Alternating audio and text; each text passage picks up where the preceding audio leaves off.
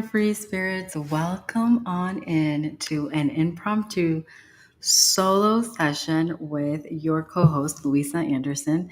Today on the Flying Upstream show, there is something a little bit unconventional that I want to take a part in. I wanted to do something different. I wanted to deliver a very short and sweet message to the collective. And so, as the very spiritual being that I am, that I walk my life through on a day to day basis, I decided to pull a tarot card for the collective today. And I wanted to know how I could help the collective energy today, what I could teach to the collective, and what I could share from my own experiences that may be helpful to someone out there. And the moon card, I'm not a tarot reader, but I do know that it represents emotions. And I also know that it represents um, a break in a lot of things. So, for example, one of the things is the way that it initially came out was reversed, right? And it's a symbol of clarity after confusion, and it's a symbol of like the courage um, to face what's been hidden. And in my experience, one of the most difficult ways that my human experience has seen that happen has been in relationships with others, all types of relationships, whether they're parental relationships, whether they're, familial relationships with siblings or any other family member, as well as those romantic relationships and friendships as well. Sometimes you can get, sometimes we can get so stuck in fear of, being stuck. We can get stuck in doubt. We can get stuck in the old stories that we tell ourselves. And if that's you, this is for you. This is who this episode and who this clip is for. And the reason why is, there are ways for us to remove ourselves from those doubts and those stories that we tell ourselves that keep us stuck in relationships with people that we really have no business being in relationships with because not because, but there are a lot of different reasons why that could be. And one of the most important things is awareness. So I am a big proponent of learning and reading and observing. People watching is a great way to learn about people, but being presently people watching, like sitting at the park and watching people's behaviors and interactions. But even with that, I feel that awareness is such an important part of it because you need to really understand what it is that you're looking at. What are you seeing? And so one of the things that is important when that's happening is that we name the illusion. And so, in that context of being someone who is really a proponent of learning and educating yourself, putting words to things is really important. So, really being able to name the illusion.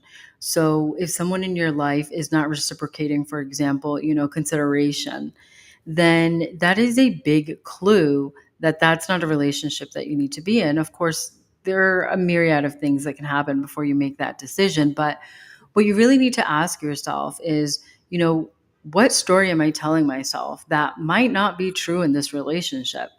Is it that you're telling yourself that the other person is also as invested in the relationship? Is it you telling yourself or making excuses for that other person about, whether or not they are putting in as much as you are?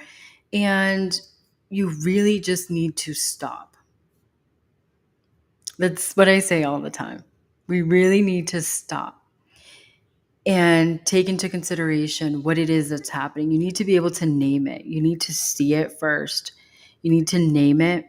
And then you need to identify what the steps are that you're going to take to be able to move away from that illusion. So, for example, if somebody tells you, that you are too much, is that, are they, is there merit to that, to what they're telling you? Um, so you really need to assess what it is. I have found in my own experience that naming it takes away its power.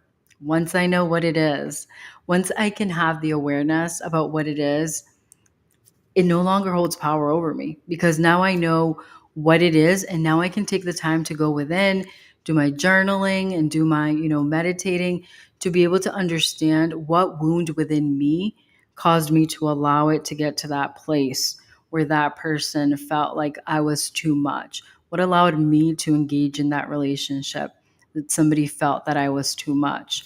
So it's not about the other person, it's about what's within. What did I allow? And the second part is have the hard conversation. One of the things I said is you need to then determine after you name the illusion. So what happens after? Some people are like, amazing at just walking away. Like, just, I caught them like cutting the cord. Some people can just cut the cord, walk away, and never look back. And that's beautiful. And in my personal opinion, I think that is beautiful. I don't believe that we all need closure. I don't need to have a sit down conversation with people who have done things that are way beyond something that is questionable. But for example, if somebody tells you that you're too much, whether it's a partner, whether it's a friend, or even if it's yourself thinking that, maybe I am too much, the most important thing is to speak the truth. Speak the truth that you've been avoiding. And clarity in relationships begin with radical self honesty.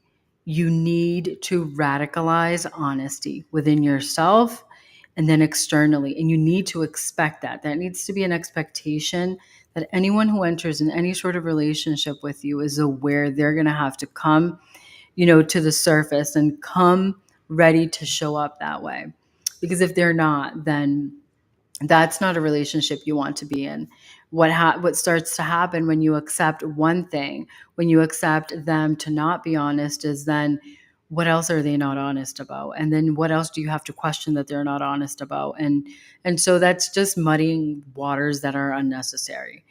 Lastly, the third and last thing that I will share is, return to your inner knowing. I think I say this in every episode, but really, really, it's life changing what journaling or meditating or simply just sitting in silence. It is absolutely, I mean, it is magnificent what happens when you can return to your inner knowing. Like I said earlier, I don't necessarily agree that we all need that closure because when I know that someone's behaviors or actions towards me or the lack thereof are something that are unacceptable to me, I don't need them to sit down and explain why they made the choices that they made to, to cause me harm or cause me pain or not consider me at all. The answers to those questions are not outside of you. What you need to find out in those situations is what within me allowed that person to believe that it was okay to do that to me.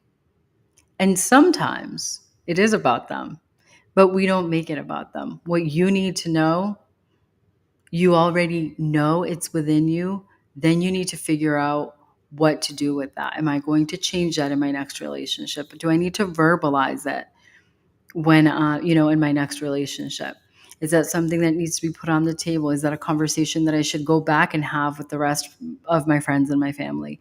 So really just returning to your inner knowing is always going to be where you know what's real.